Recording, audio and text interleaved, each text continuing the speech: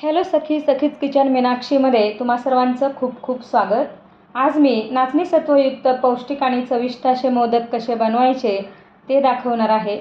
यामध्ये नाचणी आणि नैसर्गिक गुळाचा वापर असल्याने शुगर पेशंटसुद्धा हे मोदक आवडीने खाऊ शकतील आणि लहान मुलांसाठी सुद्धा पौष्टिक असा खाऊ असणार आहे।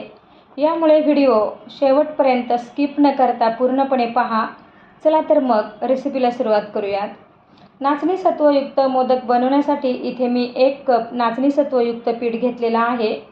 पाऊण कप चांगल्या प्रतीचा दाणेदार गूळ घेतलेला आहे। अर्धा कप साजूक तूप घेतलेला आहे, जशी गरज पडेल तसं तूप वापरणार आहे।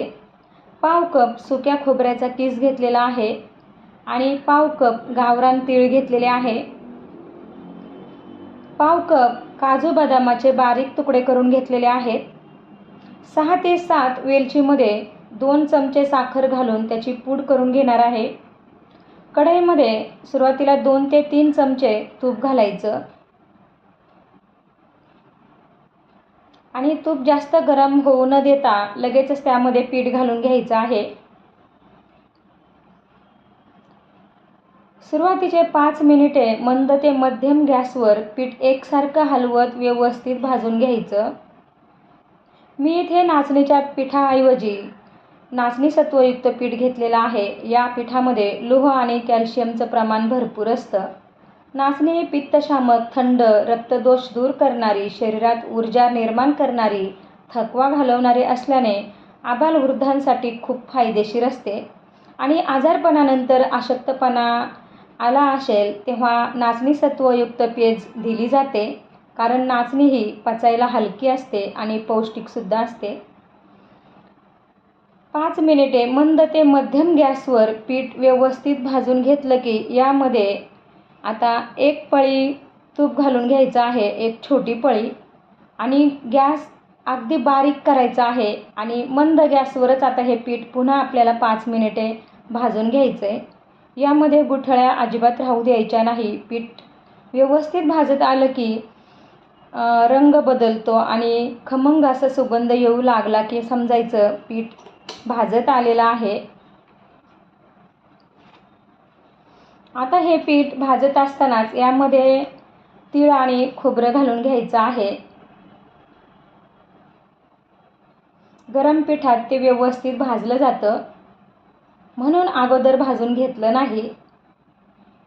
आणि हे व्यवस्थित भाजत आलं की त्यामध्ये काजू बदामाचे बारीक केलेले तुकडे घालून घ्यायचे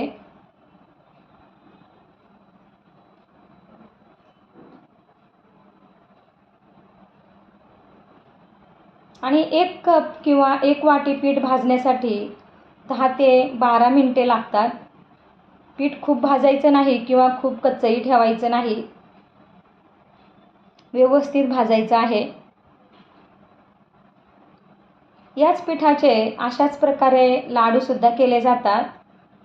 आता गॅस मंद करायचा आहे